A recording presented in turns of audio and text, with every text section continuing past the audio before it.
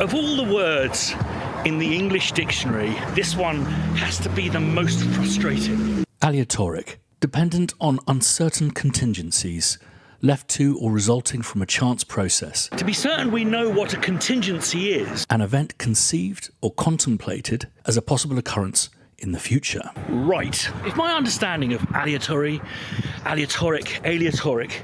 is correct, I think the music tech industry has been getting it wrong for the last 20 years. When we were recording String Murmurations, we thought we'd experiment with a really small band to see what this thing called hysteresis, linked below, did with a smaller group of players, but also if we could see what it would sound like to get an orchestra to kind of make it up as they went along. But is that aleatoric? The Grove Dictionary of Music defines aleatory or aleatory as a term applied to music whose composition and or performance it to a greater or lesser extent undetermined by the composer. Yeah, I wouldn't agree with that definition either. I mean, after all, does that not apply to all music?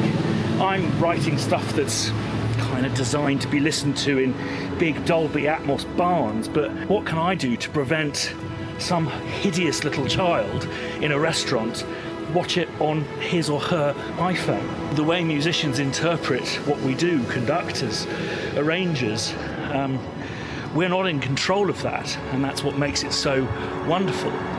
Aleatoric is something more specific than that. I read that Charles Ives, an American composer, is often regarded as the first composer to use aleatory features to significant effect. It's all about giving your performers greater freedoms than other pieces of music may afford. It spawned some of the most beautiful and stunning scores, which were as much about interpreting as understanding or reading these hieroglyphics. However, for me, there is no better definition which ties together the subject of aleatory and refers back to the dictionary definition, something that depends on contingencies, than none other than my favourite piece of music of all time, Steve Reich's Music for 18 Musicians. It's a chamber piece that requires no conductor simply because they would have nothing to do, as the group of musicians are being cued by the physical demands being placed on their fellow bandmates.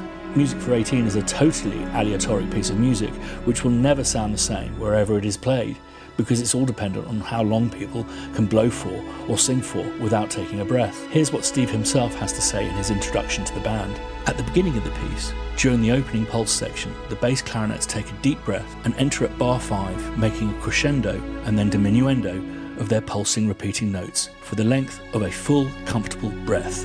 They pause at bar 8, then take another full breath and do the same thing beginning at bar 9. After another pause at bar 12, the first, bass clarinet, gently lifts his instrument up so that all members of the ensemble can see it just as he enters, with new notes for a new pulsing chord at bar 13. This is what is meant by the word cue. Consequently, all musicians in the ensemble must be able to see clarinet 1 in order to follow these visual cues. The accompanying ensemble placement diagram can be helpful in making this possible. So the piece is made up of 11 chords.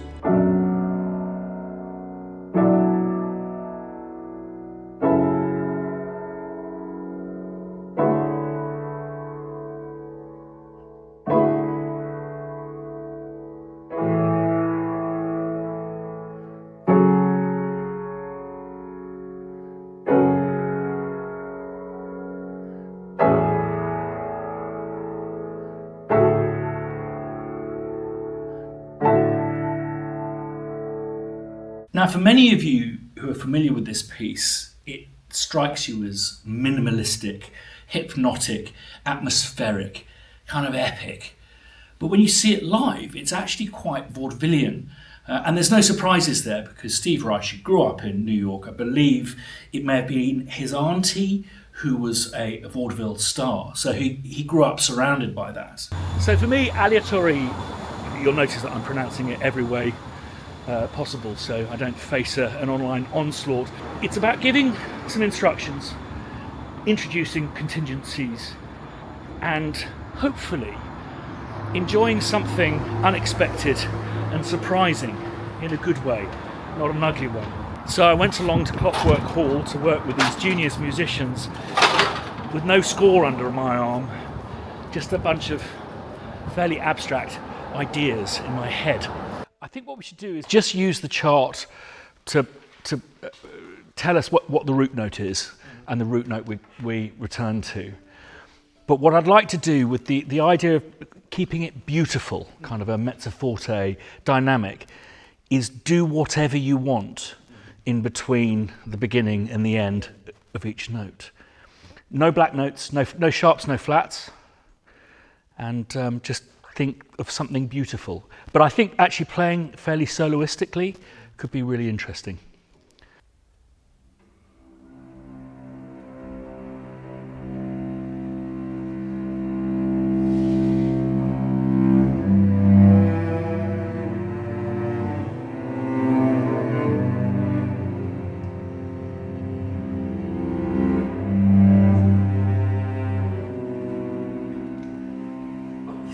So beautiful, but I would say...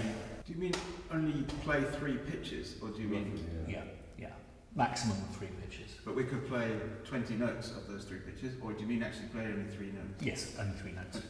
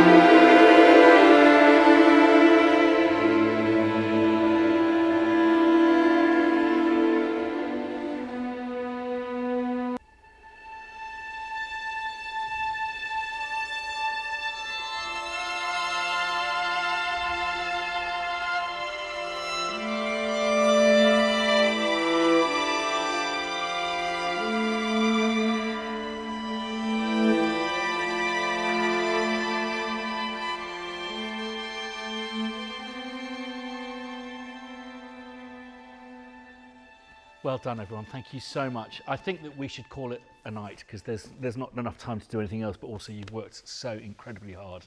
Thank you so much. It's been magical couple of days. And this is what it sounds like when you put it in one of these.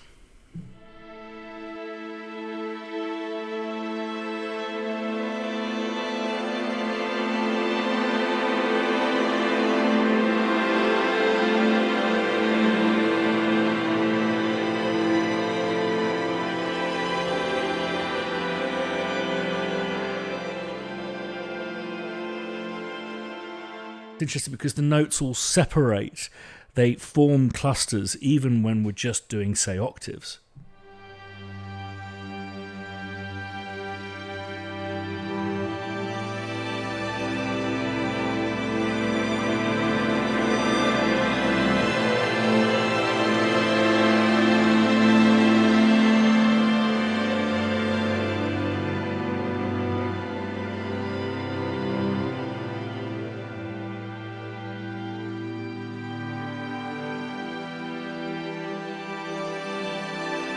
It's amazing to feel that collaborative energy, that thread continuing from that amazing moment in that hall. Amazing, I think, for most people who were there, through into something that we can be yet even more creative with, to use to inspire us, something truly aleatoric that in time will become fixed. I think it's amazing that given the choice, the option is always beautiful. I love the fact that of all the notes they could have played, there was a sense of what would create beauty.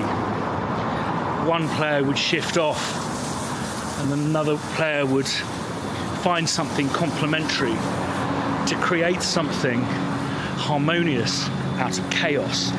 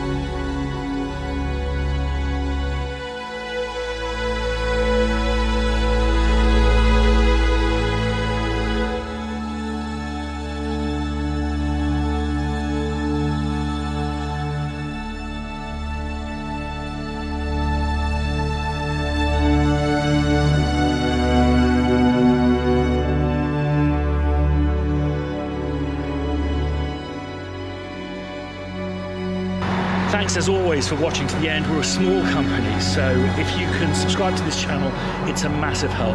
One of those is always appreciated, and lots of love.